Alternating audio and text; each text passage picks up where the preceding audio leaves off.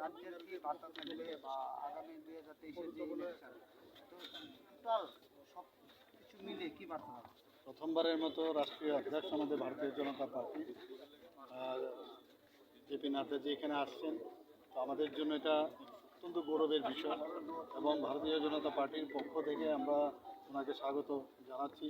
মাতা ত্রিপুরা সুন্দরীর পুণ্যভূমিতে উনি আসছেন। কয়েকবারই এই নিয়ে দুবার ওনার প্রোগ্রাম হয়েছে, কিন্তু বিভিন্ন কারণে উনি আসতে পারেননি। এবার সেটা হচ্ছে। তো আমি সমস্ত ত্রিপুরাবাসী, বিশেষ করে জনজাতি ভাই বোনদের প্রতি আমার আহ্বান থাকবে যে আমাদের যে জনসভা এখানে আগামী পরশুদিন যেটা হতে যাচ্ছে 29 তারিখ, সবাই যেন দলে দলে এখানে এসে যোগদান করে এবং ওনাকে শোনা এবং উনি কি বলছেন জনজাতি ভাই বোনদের জন্য, প্রধানমন্ত্রী নরেন্দ্র মোদী যে কী করেন এবং উনি কি বার্তা দিচ্ছেন, এই বিষয়গুলো জানার জন্য আমি সবার কাছে আবেদন করব যেন সবাই এসে ওনার বক্তব্য। কত হাজারের জন্য সমাগমের? আমরা তো প্রায় 27 থেকে 28 হাজারের আমাদের টার্গেট আছে, কিন্তু যা খবর আসছে যে চারিদিক থেকে এর থেকে বেশিও লোক আসবে এবং এই যে ময়দান আমরা দেখছি তার থেকে উপচে পড়া ভিড় আমার মনে হয়। স্যার, একটা প্রশ্ন, শরণার্থীদের এই ভারতের জনতা পার্টি আসার পর ওনাদের যে একটা স্থায়ী ছুটি দিয়েছে জনজাতি মানে শরণার্থী আর জনজাতিদেরও অনেক ভারতের জনতা পার্টি সুবিধা দিচ্ছে, কি বলবেন? শরণার্থী 30 বছর ধরে ওরা বিভিন্ন সমস্যায় ওরা ভুগছে।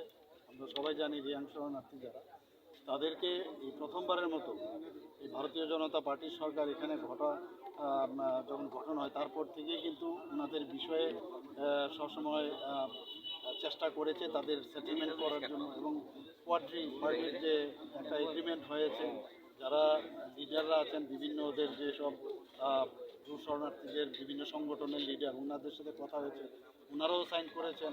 আমাদের ত্রিপুরা সরকারও এই এগ্রিমেন্ট করেছেন, ভারত সরকারও করেছেন। সেভাবে এগ্রিমেন্টের করে ডিসিশন হয়েছে প্রায় 600 কোটি টাকা একটা প্যাকেজ আমাদের যশস্বী প্রধানমন্ত্রী নরেন্দ্র মোদীর মার্গদর্শনে এবং সেইভাবে অমিত ভাই সাহায্যের উদ্যোগে সেটা সম্ভব হয়েছে।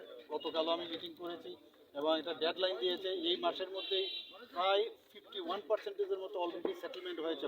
13টা জায়গায় আমাদের নির্ধারণ হয়েছে, 13টা জায়গায়, এর মধ্যে 8টা জায়গায় অনেক সেটেলমেন্ট হয়ে গেছে 51%। বাকি যারা লিডার্সরা আছেন ওদের